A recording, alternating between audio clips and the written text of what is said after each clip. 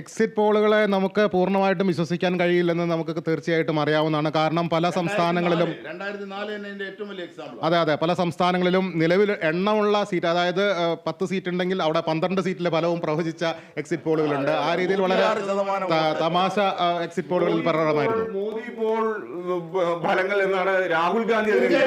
നമുക്ക് ഇപ്പോൾ ഏറ്റവും പ്രധാനമായി നൽകേണ്ടത് എനിക്ക് തോന്നുന്നു ഈ ചെറിയ രീതിയിലുള്ള മേൽക്കൈയാണ്, ആർക്കൊക്കെയാണ് ഏതൊക്കെ സ്ഥാനാർത്ഥിയാണ് മുന്നിട്ട് നിൽക്കുന്നത് എന്നുള്ളതാണ്. ആറ്റിങ്ങൽ മണ്ഡലത്തിൽ അടൂർ പ്രകാശാണ് മുന്നിട്ട് നിൽക്കുന്നത്.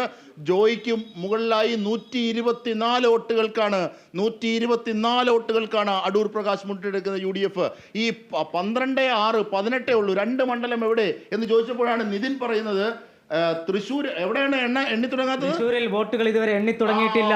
വോട്ടുകൾ തരംതിരിക്കുന്നതുമായി ബന്ധപ്പെട്ട ചില തർക്കങ്ങൾ ഉണ്ടായിട്ടുണ്ട് എന്നാണ് മനസ്സിലാക്കാൻ കഴിയുന്നത്.